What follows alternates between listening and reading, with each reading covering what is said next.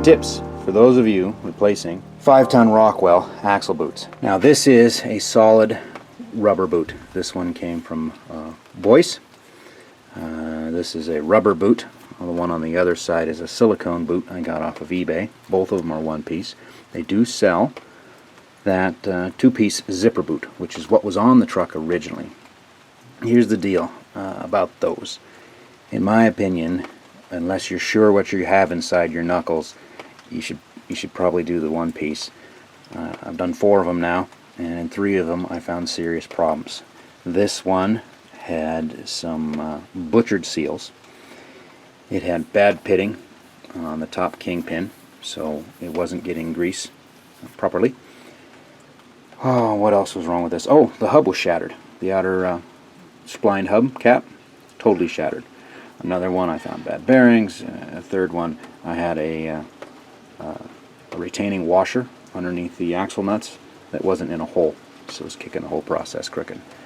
So regardless, I recommend taking them apart. Some tips.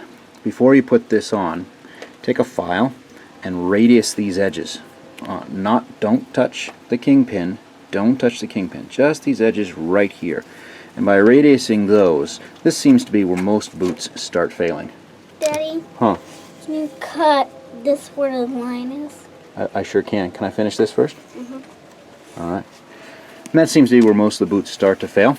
It is right there. And it's always the top one for whatever reason. So I just radiused that. Also, when you go to slip this on, put a whisper of silicone all the way around into the bottom of the ring first. Then slip this over and seat it in the groove. You'll want to make sure this is on first. It is possible, however, to get it on after if you're willing to bend it and then bend it back. Ask me how I know. But it's good to have that on first. You want to put silicone in that groove. Then you stretch this up over, slip it in. Next you'll put your ring on. And after it's had a chance to sit, give it 45 minutes. Maybe you prepare your upper and lower caps. But after it's had 45 minutes to sit, snug it up a little bit more just to make sure. And as far as alignment goes, you know, this big rubberly Rockwell tab that goes up straight up top.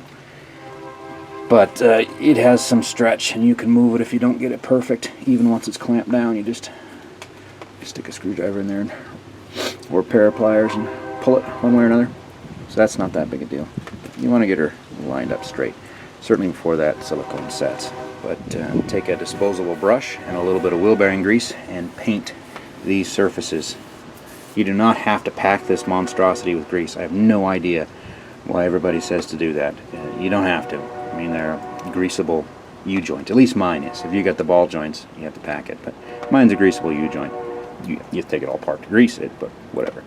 But you're going to want to get some grease in here, not only to help lubricate this rubber as it moves around on the inside, but also to help keep the rust down. Give her a good paint, just thin wisp of axle grease all over, and that's what I do. And obviously when you put your caps back together, grease them first, grease them after. You're going to want to put a whisper. God, I hate working in the rain. Look at this thing. Look at what the rain has done to it.